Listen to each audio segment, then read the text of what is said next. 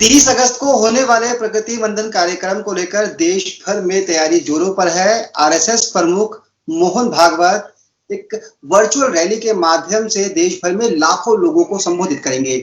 क्या है प्रकृति वंदन कार्यक्रम, इसके पीछे क्या उद्देश्य है, इसको लेकर हम बातचीत करेंगे हिंदू आध्यात्मिक व सेवा प्रतिष्ठान के राष्ट्रीय संयोजक गुणवंत सिंह कोठारी जी से। कोठारी जी, स्वागत है आपका पंजाब केसरी मीडिया ग्रुप में। 30 तारीख नजदीक आ रही है, जानना चाहता है देश क्या कार्यक्रम है। खुद मोहन भागवत जी इस कार्यक्रम में शिरकत कर रहे हैं, लाखों लोगों को संबोधित करेंगे। हमारे दर्शकों को बताइए। इस कार्यक्रम को 3 ऑर्गेनाइजेशन मिलकर के और आयोजित कर रहे हैं।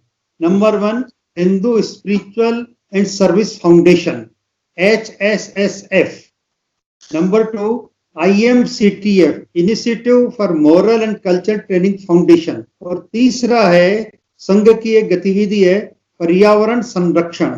ये तीनों मिलकर के इस कार्यक्रम का आयोजन कर रहे हैं। 30 अगस्त रविवार प्रातः 10 से 11 बजे के बीच प्रथम 5 मिनट में इसकी प्रस्तावना रखी जाएगी। हमारे इसके नेशनल संयोजक भाग्येश भाई झा हैं, जो सेवानिवृत्त IAS अधिकारी हैं और बहुत ही उनका जीवन एक ईमानदार अफसर के नाते रहा है। उसके बाद सरसंघ चालक जी का 10 मिनट का उद्बोधन रहेगा।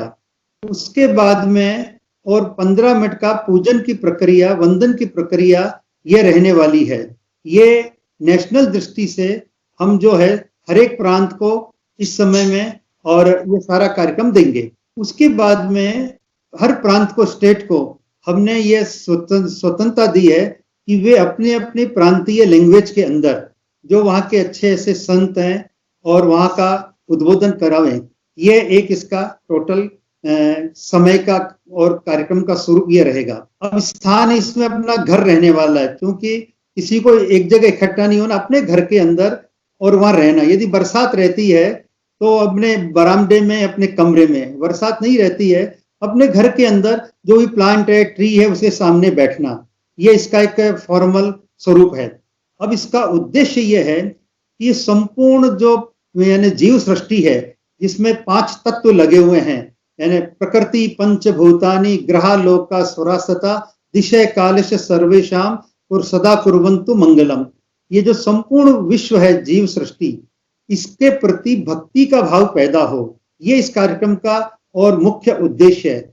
हमारे ऋषियों ने जो सर्च किया है, जो अनुभव किया है कि ये संपूर्ण विश्व के अंदर ईशावास्य इदम सर्वम, कण कण के अंदर वह परम चेतना विद्यमान है। पेड़ पौधों, पशु पक्षी और 84 लाख योनियों की हमने बात की है, जिसको आज भी और विज्ञान मान चुका है कि हाँ, इस विश्व के अंदर जो है और लगभग 85 से 80 लाख करीब जीव योनियां है। तो सबके अंदर वो यानी गॉड का अस्तित्व है, परमात्मा का अस्तित्व है। उसके प्रति एक रेवरेंस पैदा हो, भक्ति का भाव पैदा हो, ये हम चाहते हैं। क्योंकि संपूर्ण विश्व इंटररिलेटेड है, इंटरकनेक्टेड है, इसके अंदर यानी एकात्मता है। तो ये इस प्रकार का जो एक रेवरेंस पैदा होना चाहिए। जब एक कनेक्टिविटी आएगी अपने सारे जीव सृष्टि के प्रति, पेड़ पौधों के प्रति, पशुओं के प्रति, पक्षियों के प्रति, जब एक संबंध अनुभव करेंगे, उसके बाद में हमारी ड्यूटी हम अनुभव करेंगे। अगर संबंध की अनुभूति नहीं होती है तो हम अपना कर्तव्य पूरा नहीं कर सकते। इसलिए हमारे यानी ट्रेडिशन में, कल्चर में ये सारी चीजें रही थी। आज भी आप गांव में जाएंगे तो आपको क्या दिखेगा, माताएं बहनें पुरानी जो रोटी बनाती है ना, वो कहते हैं पहली रोटी गाय के लिए बनाओ भाई, अंतिम रोटी कुत्ते के लिए बनाओ, पेड़ पौधों पक्षियों की चिंता करो। तो ये जो एक पूरे इस विश्व के साथ, संपूर्ण जीव सृष्टि के साथ जो एक कनेक्टिविटी है, इसको जोड़ने का एक हमारा प्रयास।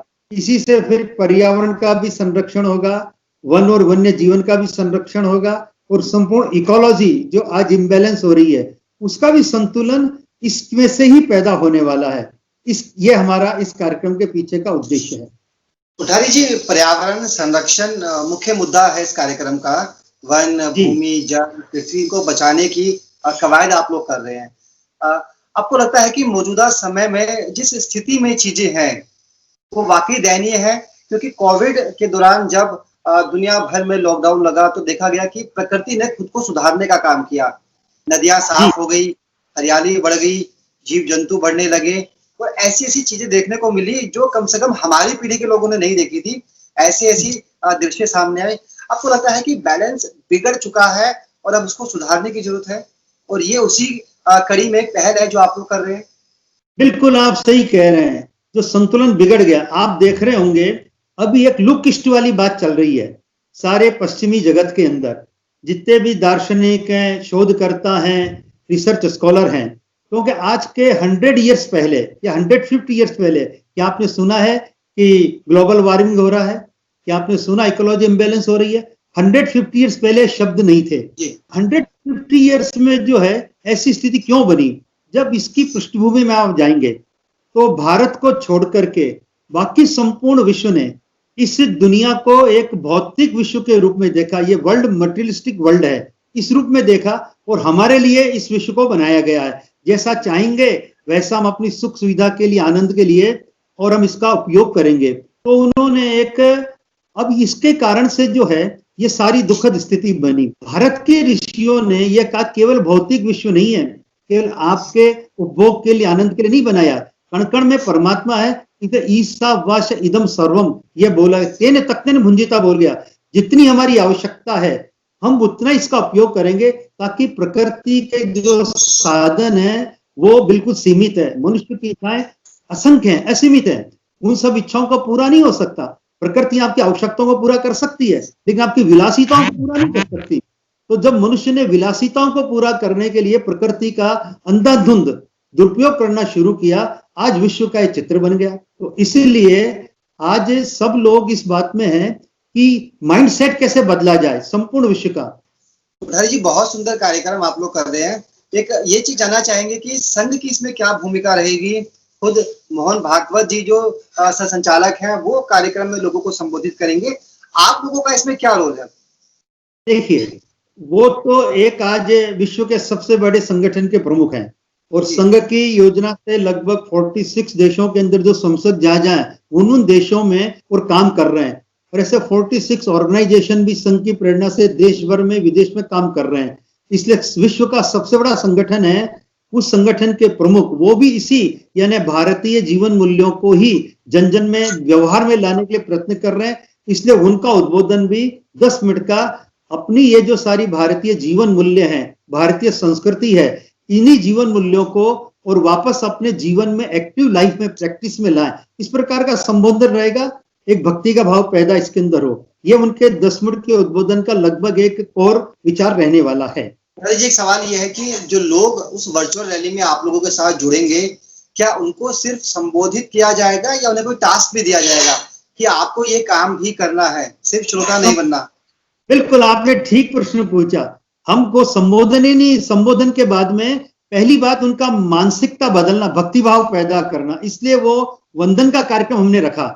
वंदन के बाद में हम उनको 10 प्रकार की एक प्लेज भी करवाएंगे कि प्रतिदिन पेड़ को पानी पिलाना, प्रतिदिन जो जीव सृष्टि के जो भी जीव जंतु है उनकी सुरक्षा के लिए कुछ करना, इस प्रकार का अपने जन्म पेड़ लगाना, इस प्रकार का एक मानसिकता हम सबकी बनाएंगे बराबर उसके द्वारा, कि उनके लाइफ में प्रतिदिन ये चीजें आवे। ये भी एक हमारा इसके पीछे का बहुत बड़ा हेतु है। प्रकृति बचेगी तो मनुष्य भी बचेगा। और जिस तरह से संघ और जो दूसरे स्वयंसेवी संगठन है प्रकृति के बचाव के लिए 30 तारीख को प्रकृति वंदन कार्यक्रम का आयोजन कर रहे हैं, उम्मीद यही है कि देश भर के लाखों करोड़ों लोग आपके साथ इस कार्यक्रम में जुड़े तो प्रकृति के बचाव के लिए जो भी उपाय हो सके उन उपायों पर काम भी करें। गुणवंत सिंह कोठारी जी, आपने बातचीत की, पंजाब केसरी मीडिया ग्रुप से अपना कीमती समय दिया, इसके लिए आपका बहुत बहुत धन्यवाद। नमस्कार।